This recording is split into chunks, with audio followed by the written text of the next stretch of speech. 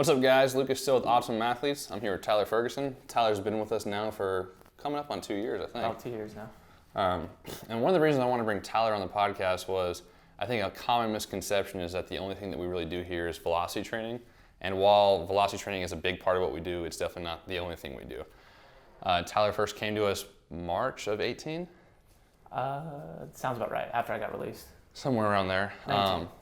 March of 19. Okay. Yeah. And one of the big things for you was your inability to stay healthy. You kind of battled injuries throughout your career, and you trained here for a couple months and then was able to go and have a full season where you took the ball a lot and remained healthy and had a lot of success. So what happened in those couple months here? What did you do with Casey or Ryan or Evan over on the Kime side that kind of allowed you to go and take the ball a lot?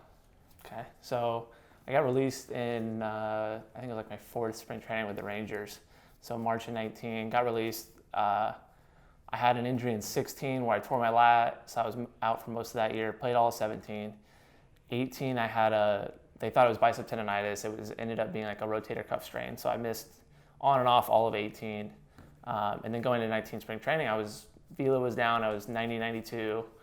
Vela was down. Usually you were mid to upper 90s. Yeah, usually sitting 94 to 96, touching 98, 99. So Vela was down, had one bad outing, and as soon as I had that, they said, see you. So just with the risk of injury being high, it's like they don't want to have that on their plate. So came here, started working with Casey, Ryan, and Evan, and big thing was just like working with Kime and getting some T-spine mobility so that I could actually move properly, so I wasn't putting myself in bad positions and putting extra stress on my shoulders. So that's kind of where we started, and kind of that was a quick improvement with them. And then once we got that, it was just building a base of volume, really. Mm-hmm. And then, because some of the things I wanted to do was like I needed to A, figure out how to get healthy and stay healthy, but B, it was how not to cut the ball and how to feel athletic on the mound. So sometimes I had the yips years ago, and so that's something you kind of always deal with is a little bit of the yips, and like that creates bad habits. And so I started cutting the ball because of that. I think that's a big reason. And then, if you're doing the plyo balls wrong, you're going to start cutting the ball too. So, yeah. I think another thing that I remember is that Ryan and Casey also got On-Base U certified. So I think in addition to Kime, which if you guys don't know, Kime is our in-house physical therapy. They're in the same building as us. They deal a lot with UFC fighters and the general pop in the area, and also with most of our pro athletes. And they are top notch. They're awesome, and they've been able to help you and a bunch of other guys stay healthy and move well, which I think is a big part of it, as you said.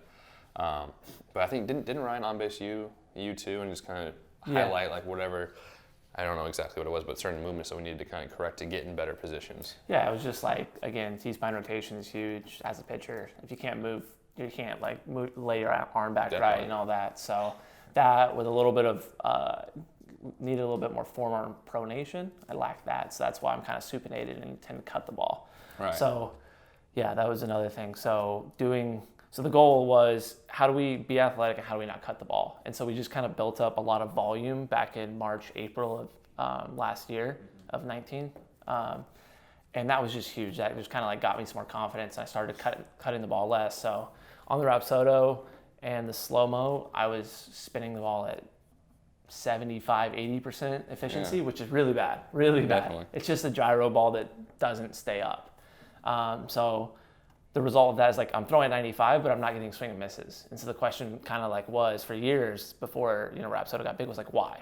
Like because when you throw gyro spin on a TrackMan, it'll show high spin rate. So you see high spin rate, you see high velo, you're like, this guy should have swing and misses. I wasn't getting any. I was getting a lot of foul balls and a lot of hard contact at times. So that was unfun. That wasn't fun. So we started hammering away with just like not cutting the plyo balls and building up a lot of volume. And so that started right away, just cleaning up the efficiency. Like my first bullpen, after doing that for a month, my efficiency was like consistently 85% probably. Right. Which doesn't sound great, but when you were struggling to get it at 80 before, 85 is great. Yeah. And so basically a lot of it is, if you're watching on video, is like my middle finger would come off the ball, and then my index finger would just like spin it. So it would just completely throw it off the axis, and it would be kind of gyro-y through the zone. Right. So that was the first big jump, was just like, hey, let's not cut the ball with the plyos. And that cleaned up things right away. And so now it's just been like a slow process of building on top of that. Definitely. I mean, obviously the first goal is you gotta get healthy. Yeah. That's gotta be, first and foremost. But after that, I remember your big goal was just how do I not cut the ball? And again, it wouldn't really do you a lot of justice for us. Hey, we're gonna have you do pull downs, we're gonna have you do velo stuff like you already throw hard. But as you said, like you're not cutting it to the point where you have a nasty Mariano Rivera cutter. No, You're it's cutting not it to over where- the top. Like Glasnow, like you can be like Tyler Glasnow was talking about how he cuts the ball, but to throw in a really good cutter, you have to be way over the top. Like Mariano Rivera, Yeah. like Roberts, Jansen, Glasnow, they all throw straight over Right. the top. So from a low arm slot, you can't cut the ball. And it was just enough to the point where it wasn't cutting, but it wasn't taking off this way like Yeah. you wanted to. It just kind of went straight, Just right? they were barrel finders. What I like, they were just throwing barrel finders. Which is weird to think about that you're throwing 95-mile-an-hour barrel finders. Yeah, But and I got exposed in 17. Like playing in high A, I had times where I would throw two seamers and I'd sink the ball and I'd have success for a couple outings. But if the ball wasn't sinking or I was throwing a four seam, like middle of the zone, it was just like home run derby some days. And especially because your main off-speed pitch is your slider, so Yeah. coming off that, if you're not getting as much separation as you Exactly. would, it's just going to make all your pitches worse in that Exactly. sense. But what specifically did you do to help, besides just volume? What did you do on the ply wall? Did you use any specific tools? I know you use the high-speed camera, but I also know you use like the clean fuego a little bit. Yeah.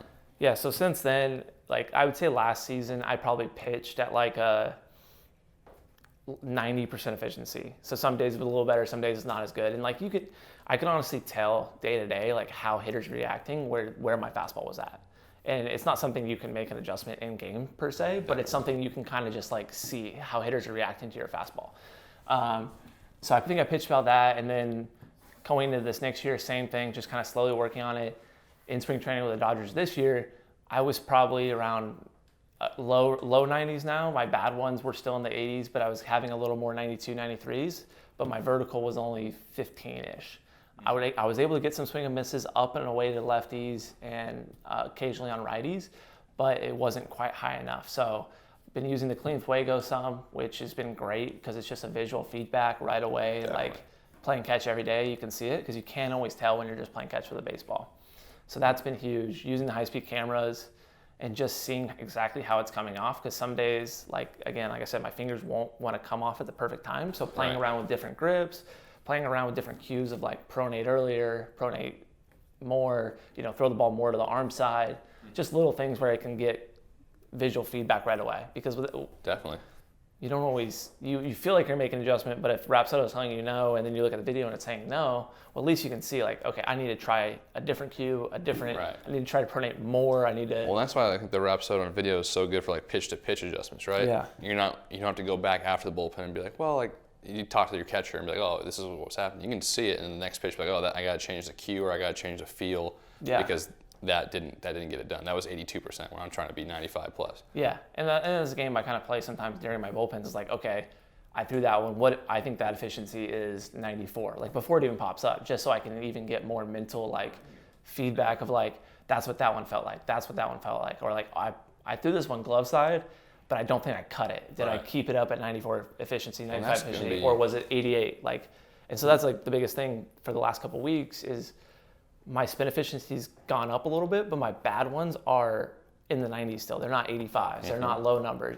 They're not big cut gyro balls. They're just a touch off, which has been nice because I've been able to bring my floor up. Now it's just like increasing that ceiling to get those 98, 99s where I get those When those average extra comes verticals. up, like you're gonna have way less 80% that are just hit out of the park. Yeah, that's the thing is like getting rid of the 88s, the 90s that guys get the barrel to instead of that 93, 94, 95 where I get foul ball, swing and miss. Like that's the big difference because that's where your vertical goes above that 15, 16, and that's where it plays. Definitely. Like, that's the Dodgers came to me this spring training and were like, okay, number one thing that matters is velo. When it comes to like fastballs, like what plays, velo always plays. But second is vertical movement. And your vertical's not good enough right now. So you either need to spin it more or you need to throw two seamers. Like you need to spin it more efficiently or throw two seamers. And so two seam is something I can always go back to. But if I can get the four seam efficiency, like that is the easiest path to the big leagues in my eyes. Yeah. Like that is like if I can make that fastball jump in the one spot of the zone. Like if I can throw my four seam up an arm side, I can throw a breaking ball off of that and those two pitches will play. Like you just big league reliever right there. Yeah, I mean, my buddy's Pete Fairbanks with the Rays. Like, that's all he does. Is he throws, like, he's more over the top now. He's got a really short arm.